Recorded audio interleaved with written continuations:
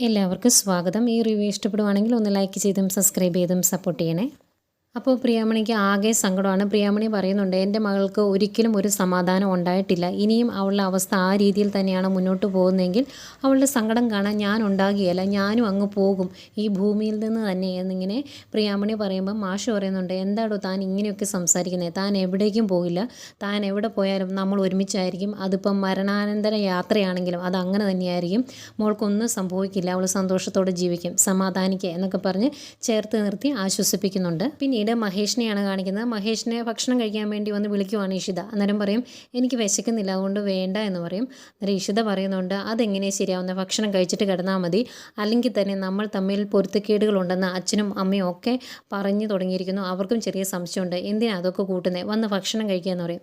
അന്നേരവും മഹേഷ് പറയുന്നത്, എനിക്ക് വിശക്കുന്നില്ല അതുകൊണ്ടാന്ന് പറയുമ്പം ഇഷിത പറയുവാണ്, അതെ നമ്മൾ തമ്മിൽ വഴക്കുണ്ടാക്കുന്നത് മഹേഷിനെ എന്നോടുള്ള ശത്രുത കൊണ്ടായിരുന്നു എങ്കിൽ മഹേഷ് വരണ്ട, അല്ലെങ്കിൽ വന്നം, ഭക്ഷണം കഴിച്ചിട്ട് ചെന്നിട്ട് വേണം എനിക്ക് ചിപ്പിമോളെ ഉറക്കാൻ, അവൾ ഉറങ്ങാതെ നോക്കിയിരിക്കുവാണ് എന്നും പറഞ്ഞിട്ട് ഇഷിത അങ്ങോട്ട് പോകും. അന്നേരം മഹേഷിന് ഒരു വിഷമം, മാനസികമായിട്ട് യാതൊരു ദേഷ്യവും ഇഷിതയോട് ഇല്ലാത്തത് കൊണ്ട് തന്നെ മഹേഷ് എഴുന്നേറ്റ് ചെല്ലും.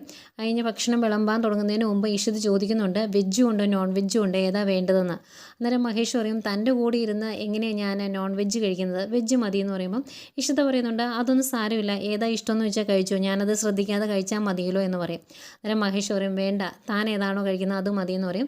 അങ്ങനെ ഇഷിത ഭക്ഷണം വിളമ്പി കൊടുക്കുന്നു. അന്നേരം ഇഷിത പറയുന്നുണ്ട്, കല്യാണത്തിന് മുമ്പ് അമ്മ പൊരുത്തം നോക്കിയായിരുന്നു, അന്നേരം ജ്യോത്സ്യം പറഞ്ഞത് 10-8 പൊരുത്തം ഉണ്ടെന്നാ എന്ന് പറഞ്ഞ് ചിരിക്കും കേട്ടോ.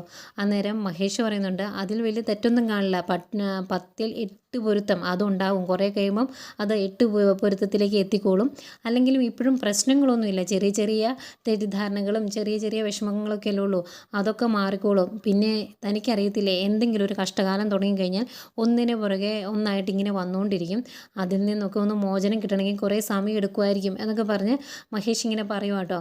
അന്നേരം ഇഷിത ചോദിക്കുന്നുണ്ട്, മനസ്സിലെന്തോ ഭയങ്കര ഒരു വേദനയുണ്ട് എന്ന് എനിക്കറിയാം, അത് സോൾവ് ആയോ, അത് എന്നോട് പറയാൻ പറ്റുന്നതാണോ എന്ന് ഇഷിത ചോദിക്കുന്നുണ്ട്. അന്നേരം മഹേഷ് പറയും, അതങ്ങനെ സോൾവ് ആവുന്ന കാര്യമൊന്നുമല്ല, നമ്മുടെ മനസ്സിനെ വേദനിപ്പിക്കുന്ന കാര്യങ്ങൾ ഇങ്ങനെ വന്നുകൊണ്ടിരിക്കും, അതൊന്നും മൈൻഡ് ചെയ്യാതെ മുന്നോട്ട് പോകണമെന്ന് മാത്രമേ ഉള്ളൂ എന്ന് പറയും. അന്നേരം ഇഷിത പറയുന്നുണ്ട്, അത് തന്നെ ഞാനും പറഞ്ഞത്, ഇതൊക്കെ നമുക്ക് തരണം ചെയ്യാൻ പറ്റും, അതിനുള്ള മനോബലം നമുക്കുണ്ടാകണമെന്ന് മാത്രമേ ഉള്ളൂ എന്ന് പറയുമ്പം മഹേഷ് പറയുന്നുണ്ട്, ഓ അങ്ങനെയുള്ളൊരു മനോബലം കിട്ടാൻ വേണ്ടി നമുക്കൊരു സൈക്കാട്രിസ്റ്റിനെ വല്ലതും പോയി കണ്ടാൽ മതിയോ എന്ന് ചോദിക്കും കേട്ടോ. അന്നേരം ഇഷിത ഇങ്ങനെ നോക്കിയിരിക്കുവാണ്, ഇതെന്താ ഈ മഹേഷ് പറഞ്ഞു വരുന്നത് എന്നോർത്ത്.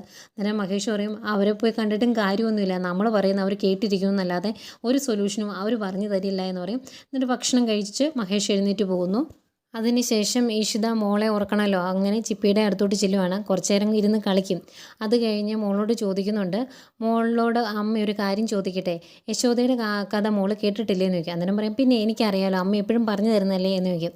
അന്നേരം ഇഷിത ചോദിക്കുവാണ്, യശോദയും നന്ദനും കൂടിയാണല്ലോ കൃഷ്ണനെ വളർത്തിയത്, ഒരിക്കൽ കൃഷ്ണനെ വസുദേവർ, സ്വന്തം അച്ഛൻ വസുദേവർ കൃഷ്ണനെ തിരിച്ചു ചോദിച്ചിട്ടുണ്ടെങ്കിൽ അവർക്ക് കൊടുക്കേണ്ടി വരില്ലേ, അത് അവർക്ക് ഭയങ്കര വിഷമമാകില്ലേ എന്ന് ചോദിക്കും കേട്ടോ.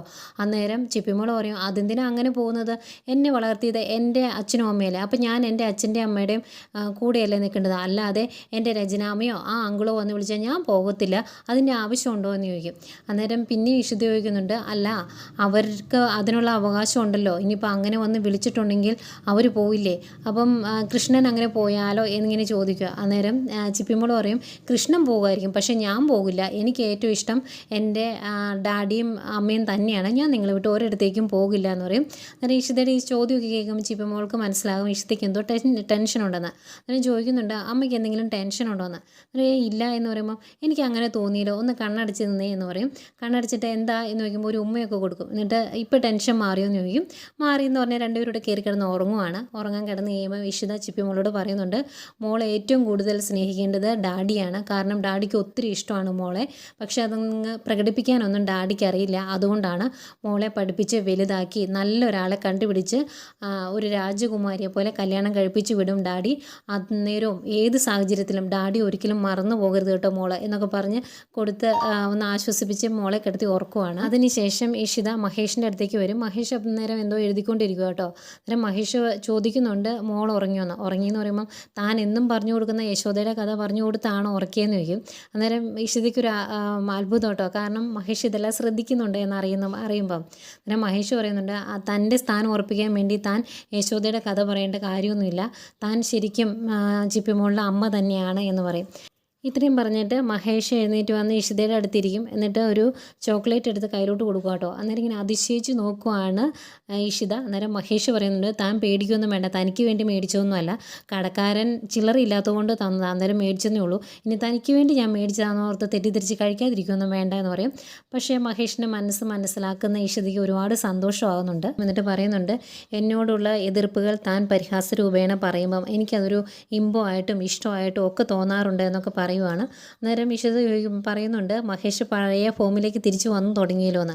അന്നേരം മഹേഷ് പറയും ഞാൻ ഇന്നൊരു സ്വാമിയെ കണ്ടു, അപ്പോൾ ആ സ്വാമി പറഞ്ഞു നമ്മുടെ ജീവിതം എങ്ങനെയാണോ മുന്നോട്ട് പോകുന്നത് ആ വഴിക്ക് അങ്ങ് വിട്ടേക്കണം, അല്ലാതെ നമ്മുടേതായ രീതിയിൽ തിരിച്ചു വിടാൻ ശ്രമിക്കരുത്, അന്നേരമാണ് നമുക്ക് ജീവിതത്തിൽ സങ്കടങ്ങൾ ഉണ്ടാകുന്നതെന്ന് പറഞ്ഞു. പിന്നെ തന്നെപ്പറ്റിയും ചോദിച്ചു. അന്നേരം പറഞ്ഞു ചിലരെ ജനിക്കുന്നത് തന്നെ കുറേ നന്മകൾ ചെയ്യണമെന്നൊരു ഉദ്ദേശത്തിലാണ്, അങ്ങനെയുള്ള ആളാണ് താനെന്നും പറഞ്ഞു എന്നൊക്കെ പറഞ്ഞ് ഇങ്ങനെ കുറേ കാര്യങ്ങൾ പറയുന്നുണ്ട്. ഈ സമയം മഹേഷ് അയലോടെയൊക്കെ അങ്ങോട്ടും ഇങ്ങോട്ടും എഴുന്നേറ്റ് നടന്നാണ് ഇതൊക്കെ പറഞ്ഞുകൊണ്ടിരുന്നത്. അത് കഴിഞ്ഞ് വന്നിരിക്കും. എന്നിട്ട് ഇഷിതയോടും പറയും വന്നിരിക്കാൻ. അപ്പോൾ ഇഷിത ഈ കട്ടിലിൻ്റെ രണ്ടറ്റത്തായിട്ടാണ് രണ്ടുപേരും ഇരിക്കുന്നത്. അപ്പം മഹേഷ് പറയും അങ്ങനെ മാറിയിരിക്കണ്ടോ, കുറച്ചുകൂടെ അടുത്തിരിക്കാൻ കേട്ടോ, അതെൻ്റെ ഒരു ഇഷ്ടം, എൻ്റെ ആഗ്രഹം പറഞ്ഞതേ ഉള്ളെന്ന് പറയും. ഏതായാലും ഇഷിത കുറച്ചുകൂടെ ചേർന്നിരിക്കും.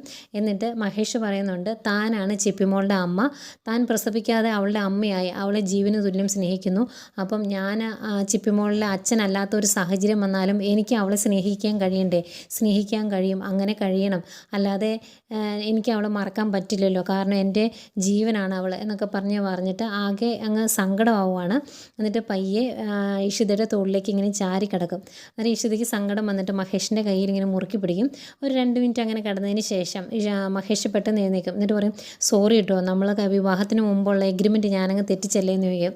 അന്നേരം മഹേഷിൻ്റെ അവസ്ഥയും മഹേഷിൻ്റെ സങ്കടവും ഒക്കെ കണ്ടിട്ട് ഇഷിത ചോദിക്കുകയാണ് മഹേഷ് നിങ്ങൾ എന്ത് പാവുക, നിങ്ങൾ എന്തിനാ ഇങ്ങനെ വിഷമിക്കുന്നത്, നിങ്ങൾക്ക് ആരുടെയും സ്നേഹം നഷ്ടപ്പെടില്ല, ഒന്നും സംഭവിക്കില്ല, നിങ്ങൾ സമാധാനമായിട്ടൊന്ന് കിടന്ന് ഉറങ്ങുക, ഇത്തിരി കൂളാവാൻ അത് നല്ലതാണ് എന്ന് പറയും.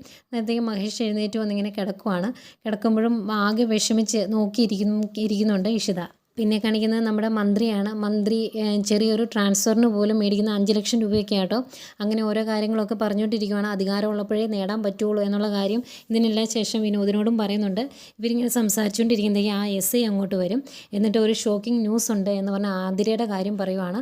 ആതിര ജീവിതത്തിലേക്ക് തിരിച്ചു വന്നു, അവൾ മയക്കം വിട്ട് എഴുന്നേറ്റു, ഇനി ചിലപ്പം സംസാരിച്ചും തുടങ്ങുമെന്ന് പറയുമ്പോൾ ഒരു ഞെട്ടലോടുകൂടി ചാടി എഴുന്നേക്കും മന്ത്രി. എന്നിട്ട് ചോദിക്കുന്നുണ്ട് വിനോദിനോട് താൻ എന്താണോ പറഞ്ഞത്, അവൾ മരിക്കാൻ 2 ദിവസത്തിനകം മരിക്കും എന്നൊക്കെ, ഡോസ് കൂട്ടിക്കൊടുത്തു എന്നൊക്കെയല്ലേ പറഞ്ഞത്, താനത് എൻ്റെ നെഞ്ചത്തോട്ട് ഇഞ്ചെക്റ്റ് ചെയ്യാൻ പറഞ്ഞാണോ കൊടുത്തത് എന്നൊക്കെ ചോദിച്ചാൽ ഭയങ്കരമായിട്ട് ദേഷ്യപ്പെടുക. അന്നേരം വിനോദ് പറയും എനിക്കറിയില്ല എന്താ സംഭവിച്ചതെന്ന്, ഞാൻ മരുന്ന് കൊടുത്തതായിരുന്നു, ഞാൻ അന്വേഷിക്കാമെന്ന് പറയും.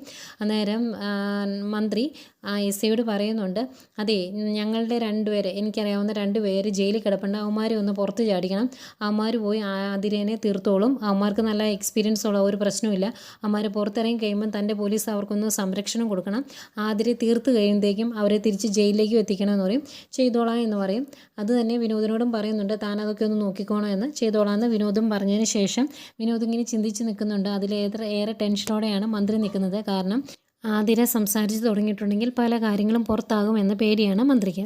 പിന്നെ കാണിക്കുന്നത് നമ്മുടെ രജനിയും ആകാശിനെയും ഒക്കെയാണ്. അവരുടെ കൂടെ മൃണാളിനിയും ഉണ്ട്. അന്നേരം എല്ലാവരോടും ഒരുമിച്ചിരുന്ന് മദ്യം കഴിച്ചുകൊണ്ടിരിക്കുകയാണ്. അന്നേരം മൃണാളിനി പറയുന്നുണ്ട് ഈ ഒരു ന്യൂസ് ഞാൻ ആദ്യമായിട്ടാണ് അറിയുന്നത്, ആകാശിൻ്റെ മകളാണ് ചിപ്പി എന്ന് എനിക്ക് അറിയില്ലായിരുന്നു എന്ന് പറയും. അന്നേരം ആകാശ് പറയും അതെ ചിപ്പി ഞങ്ങളുടെ മകൾ തന്നെയാണ്, അത് ആരോടും പറഞ്ഞില്ലെന്നേ ഉള്ളൂ, കൊട്ടിഘോഷിച്ചില്ലെന്നേ ഉള്ളൂ എന്ന് പറയും. അന്നേരം മൃണാളിനി ചോദിക്കുന്നുണ്ട് ഈ വിവരങ്ങളെല്ലാം മഹേഷിനോട് പറഞ്ഞിട്ട് മഹേഷ് എന്താ പ്രതികരിക്കാത്തതെന്ന് എനിക്ക് മനസ്സിലാകാത്തത്, ഇഷിതയും മഹേഷും മോളും ഒക്കെ ഇപ്പോഴും അടിച്ചുപൊളിച്ച് ജീവിക്കുന്നതായിട്ടാണ് ഞാൻ അറിഞ്ഞത് എന്ന് പറയുമ്പം രചന പറയുന്നുണ്ട് അതെനിക്ക് സഹിക്കാൻ പറ്റില്ല, അതുകൊണ്ട് തന്നെ എനിക്ക് എൻ്റെ മകളെ തിരിച്ചു വേണം, അതിനുവേണ്ടി എന്തും നമുക്ക് ചെയ്യാമെന്ന് പറയും. അന്നേരം മൃണാളിനി പറയുന്നുണ്ട് അതിന് ഏറ്റവും വലിയ മാർഗ്ഗം ചാനലാണ്, നിങ്ങൾ ചാനലിൽ വന്നിരുന്ന് നിങ്ങളുടെ കാര്യങ്ങളൊക്കെ അങ്ങ് പറഞ്ഞാൽ മതി, അന്നേരം മൊത്തത്തിലൊന്ന് സെൻസേഷൻ ആയിക്കോളും, ഇങ്ങനെയുള്ള കാര്യങ്ങൾക്ക് അവിഹിതത്തിന് വ്യൂവർഷിപ്പും കൂടുതലാണ് എന്നൊക്കെ പറയുവാണ്. അന്നേരം രചന ചോദിക്കുന്നത് പറയുന്നുണ്ട്, നീ എന്താ പറഞ്ഞത്, ഞങ്ങളുടെ കഥയെല്ലാം വന്ന് ചാനലിൽ വന്ന് വിളിച്ചു പോകണമെന്നോ? അങ്ങനെ ചെയ്തിട്ടുണ്ടെങ്കിൽ എൻ്റെ മാനത്തിന് പിന്നെ എന്താണ് വില എന്ന് ചോദിക്കും. അന്നേരം മൃണാളിനി ചോദിക്കുന്നുണ്ട്, രചനയ്ക്ക് എന്ത് മാനം ഉണ്ടെന്നാണ് ഈ പറഞ്ഞു വെച്ചത്, എനിക്ക് മനസ്സിലായില്ല. ഭർത്താവിൻ്റെ കൂടെ കഴിയുമ്പം ഉണ്ടായ കുഞ്ഞ് ആകാശിൻ്റെ ആണെന്നല്ലേ പറഞ്ഞത്, അത് അവിഹിതമല്ലേ എന്ന് ചോദിക്കും. അന്നേരം രചന പറയുന്നുണ്ട്, അത് ഞങ്ങളുടെ മാത്രം കാര്യമാണ്, അതിൻ്റെ അകത്ത് നീ ഇടപെടണ്ട എന്ന് പറയുമ്പം മൃണാളിനി പറയുന്നുണ്ട്, അല്ല മാനത്തിൻ്റെ കാര്യം പറഞ്ഞുകൊണ്ട് ഞാനത് പറഞ്ഞതേ ഉള്ളൂ എന്ന് പറയും. എന്തെങ്കിലും ദേഷ്യപ്പെട്ട് രചന ആകാശിനോട് ചോദിക്കുന്നുണ്ട്, ആകാശ് ഇവൾ ഈ പറയുന്നതൊക്കെ ആകാശ് കേൾക്കുന്നില്ല, എന്നിട്ട് എന്താ ഒന്നും പ്രതികരിക്കാത്തതെന്ന് ചോദിക്കുമ്പോൾ ആകാശ് പറയുന്നുണ്ട്, ഇതൊന്നും നമ്മൾ പ്രതികരിക്കേണ്ട കാര്യമില്ല, നമ്മുടെ ലക്ഷ്യം ചിപ്പിമോളാണ്, ആ മോളെ എങ്ങനെയെങ്കിലും നമ്മളോടൊപ്പം എത്തിക്കണം, അതിനെന്താണ് വേണ്ടത് എന്നാണ് നമ്മൾ ആലോചിക്കേണ്ടത്. പിന്നെ നമ്മളുടെ പ്രണയം പുറത്തുനിന്നുള്ളവർക്ക് അവിഹിതമായിട്ട് തോന്നും, അതിൽ തെറ്റു പറയാൻ പറ്റില്ല എന്ന് പറയും. എന്നിട്ട് പറയുന്നുണ്ട്, ഇനി ചിപ്പിമോളെ നമ്മളുടെ അടുത്തേക്ക് എത്തിക്കാൻ വേണ്ടി നമ്മൾ ചെയ്യേണ്ടത് ഇഷിതയോട് കാര്യങ്ങൾ പറയുക എന്നുള്ളതാണ്. ഇഷിതയിലൂടെ നമുക്ക് കാര്യങ്ങൾ ഓപ്പറേറ്റ് ചെയ്യാം എന്ന് പറയുന്നതേയും അതിനെപ്പറ്റി ചിന്തിച്ചിരിക്കുന്ന രചനയെ കാണിച്ചുകൊണ്ട് ഇന്നത്തെ എപ്പിസോഡ് അവസാനിക്കുന്നു.